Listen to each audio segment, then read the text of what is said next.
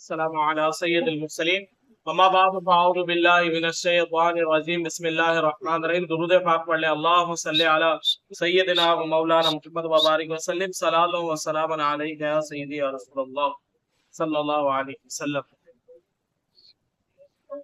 کپڑے اور بدن کو پاک کرنے کا طریقہ ہم نے سماعت کیا، آج مزید جو ہے وہ انشاءاللہ سماعت کرتے ہیں۔ اگر دھونے والے نے اچھی طرح جو ہے وہ نچوڑ لیا مگر کوئی دوسرا شخص جو طاقت میں سے زیادہ ہے نچوڑے تو ایک دو بوند جو ہے وہ ٹپک سکتی ہے، اب کیا حکم ہے؟ تو اس صورت میں اگر دھونے والے نے اچھی طرح نچوڑ لیا مگر ابھی ایسا ہے کہ اگر دوسرا شخص جو طاقت میں سے زیادہ ہے نچوڑے تو ایک دو بوند اور جو ہے وہ ٹپک سکتی ہے، تو اس کے حق میں یہ کپڑا پاک ہے اور دوسرے کے حق میں جو ہے وہ یہ کپڑا کیا ہوگا؟ ناپاک ہوگا۔ اس دوسرے کی طاقت کا اعتبار نہیں کیا جائے گا۔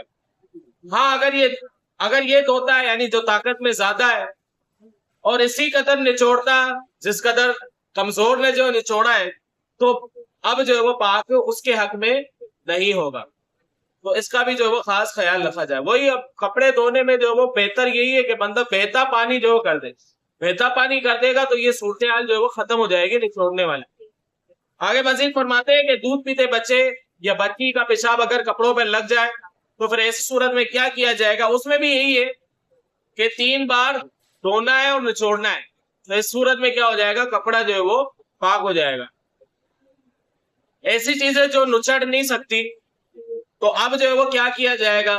تو اس کا یہ حکم ہے ایسی چیزیں جو نچڑنے کے قابل نہیں، جیسے قالین ہو گیا اور چٹائی وغیرہ ہو گئی، اب اس کو بندہ نچوڑے تو کیسے نچوڑے؟ یہ نچڑ جو ہے وہ نہیں سکتا، تو پھر ایسے صورت میں اس کو دھو کر جو ہے وہ پانی ٹپکنے پر موقوف کر دے، یعنی لٹکا دے، پانی ٹپکتا رہے تو یہاں تک کہ ٹپکنا جو کیا ہو جائے؟ موقوف ہو جائے، بند ہو جائے۔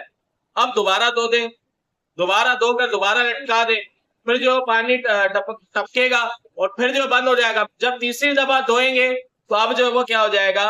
اب تیسری دفعہ پانی ٹپکنا بند ہو جائے گا، تو یہ کپڑا بھی جو وہ یہ جو بھی چیز ہے وہ کیا ہو جائے گی؟ پاک ہو جائے گی۔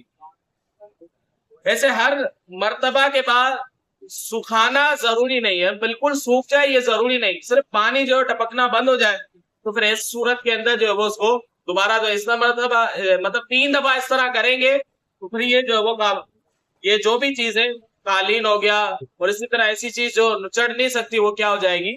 پاک ہو جائے گی۔ اگر ایسی چیز ہو کہ جس میں نجاست جذب نہ ہوتی ہو، اب اس کے پاک کرنے کا طریقہ جو الگ ہے۔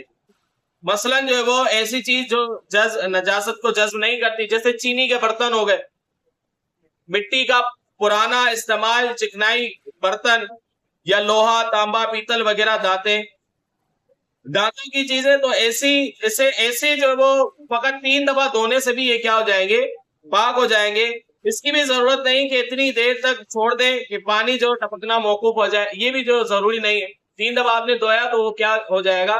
پاک ہو جائے گا، کیونکہ وہ نجاست کا جو اثر ہے نا وہ وہاں سے بالکل زائل ہو جائے گا۔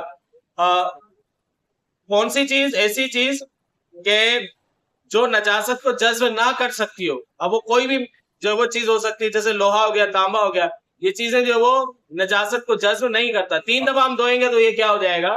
پاک ہو جائے گا۔ مزید انشاءاللہ اگلی نشست میں سماعت کریں گے۔ اللہ تبارک و تعالی عمل کی توفیق عطا فرمائے۔